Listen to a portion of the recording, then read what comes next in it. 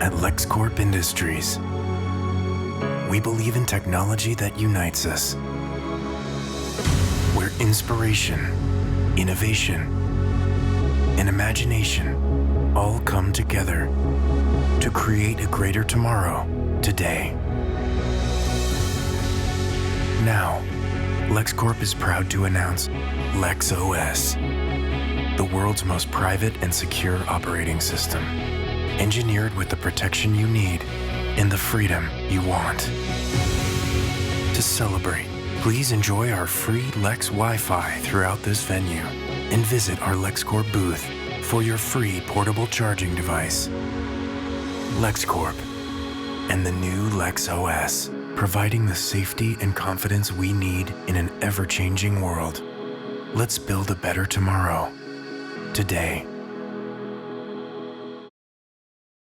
Hey YouTubers, it's Charlie. So first viral trailer from Batman v Superman. Kind of weird, but seems like they're going in a Skynet type direction with LexCorp. So I'm going to explain that first, then I'm going to do my Flash Arrow Q&A. So there are a couple reasons for this viral trailer. One, they're just trying to market the film in an interesting way. If you remember The Dark Knight, that probably had one of the most successful viral campaigns of all time. It was a video of Heath Ledger interrogating that random person a year before the film came out. So Batman v Superman, Zack Snyder using LexCorp in that same way, trying to make it seem like a very modern Apple type company with apps going everywhere, like this new operating system they're releasing and free charging devices everywhere. I wonder if that's going to be a thing in the film.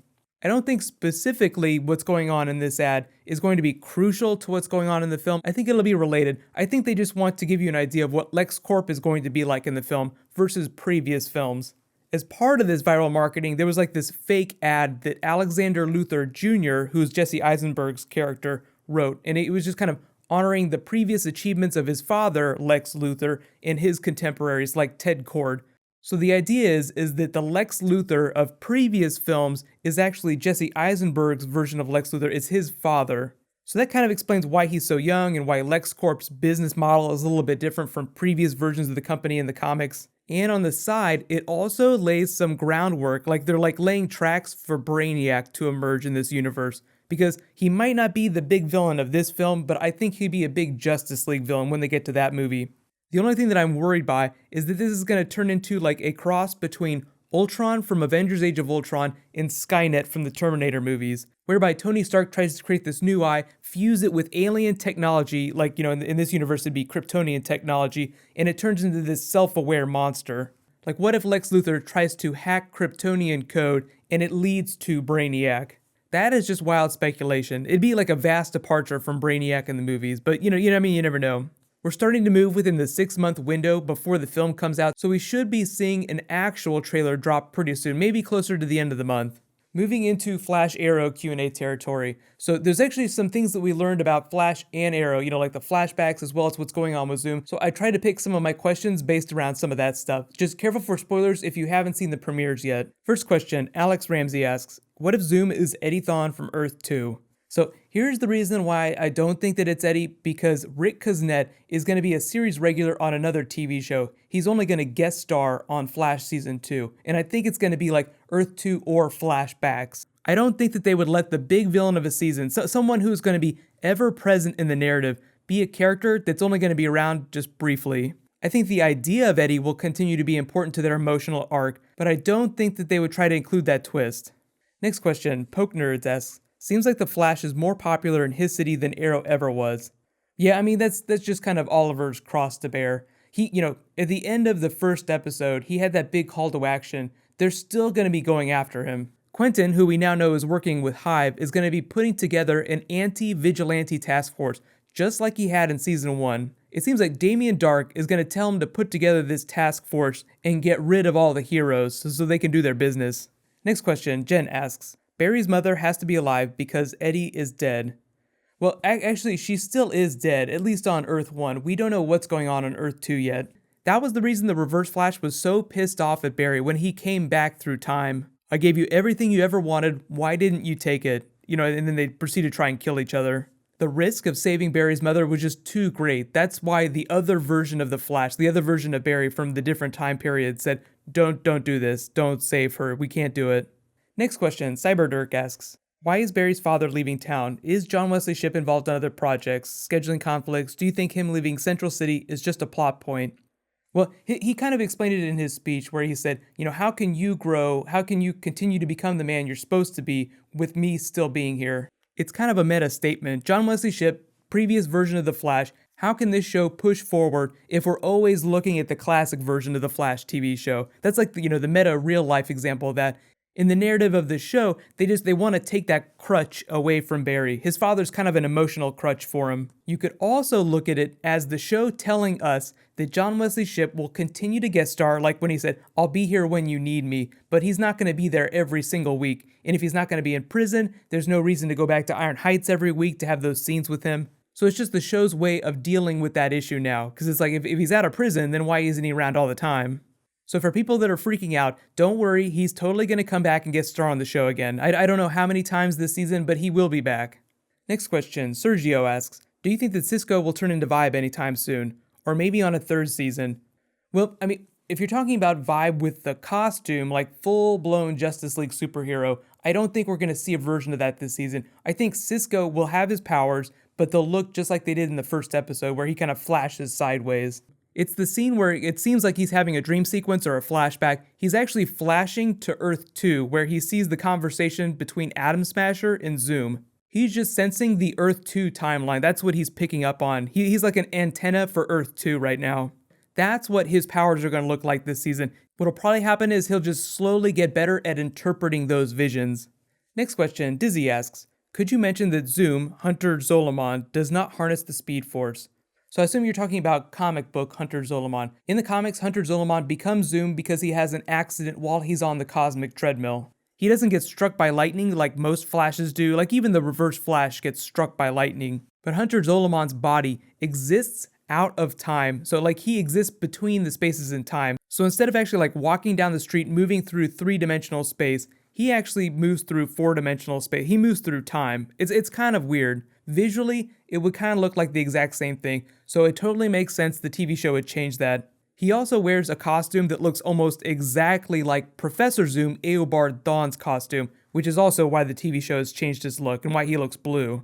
The actor that plays Jay Garrick actually gave us a little bit more information on Zoom too. He just did an interview. I'm going to play the audio right here real quick. Here's the thing. You had your powers. Yes. And now you don't. I don't. That's right. How cheesed off are you about that? Pretty cheesed off. Okay. It's great. Actually, Zoom stole my speed. And season 1 ends, there's sort of a rift in the sky, and I get pulled up into it. Just prior to that, my speed is stolen, and so the mission is to, get my speed back. And then I need Barry to help Mark. So what that does is just confirm that transferring Speed Force is going to be a thing this season. I take your Speed Force milkshake and I drink it up. So the TV show version of Zoom does use the Speed Force. But if you remember, transferring Speed Force, like giving and taking Speed Force between speedsters, kind of became a thing during the Wally West era, like the classic Wally West era. We'll have to wait to see what some of the other changes they made are, but essentially that's the change they made to Zoom from the comics. I'm sure when the episode airs, I'll have to explain it again. It's totally okay. There's some big confusion between Zoom in the comics, Professor Zoom in the comics, and Zoom on the TV show. Next question, Nick asks, do you think that Ronnie Raymond is still alive? Actually, the producers answered this question flat out. They said the version of Ronnie that we saw in the flashback in episode 1 is dead. He died, but Robbie Amell will totally come back as a guest star. What that means is that we'll probably see flashbacks, we'll probably see Earth 2 stuff happening. We really don't know yet, it's too soon to tell. For now, they're just going to be developing the Jay Jackson Firestorm character.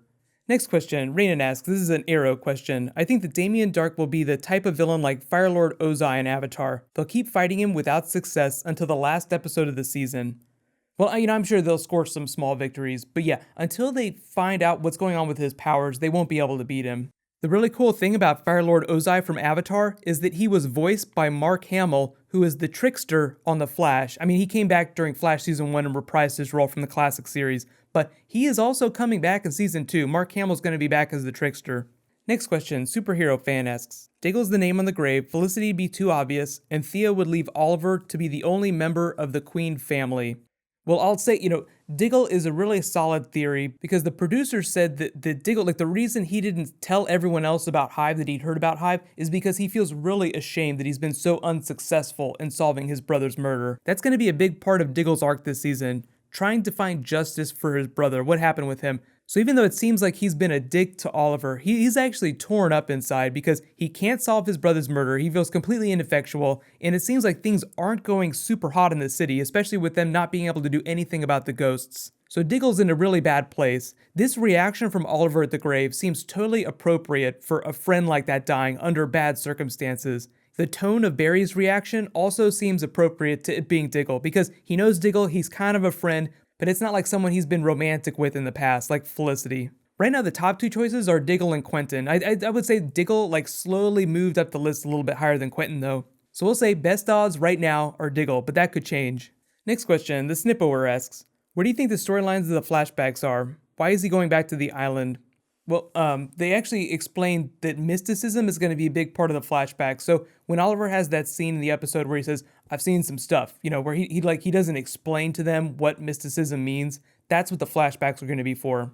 As for what that's going to look like, we have absolutely no idea. I think it'll be closer to what's going on with Damien Darhk. Like Oliver will start searching his memory for his time on the island to learn things about Damien Darhk, and that's how they'll thematically link up. Congratulations to the winners of this week's Reverse Flash Ring giveaway. There's actually two. It's a premiere, so it's a double giveaway. Hoogie King and Ali Choksky. All you have to do is just private message me on the back end of my channel and we can get your contact info. I'll get you guys their gift certificates so you can order those rings. I'm just going to keep doing the ring as a giveaway. It seems like everybody's really excited about that, so I'll just keep doing that. So next round will start whenever I post my next Flash video, whenever I post my episode 2 video. There is going to be a Legends of Tomorrow New York Comic Con panel later today, so if there's footage, I'll totally post it. But in the meantime, you can click here for the Game of Thrones New York Comic Con panel, and you can click here for all my Flash Arrow videos. Thank you so much for watching, everybody. Let's high five. I'll see you guys tonight.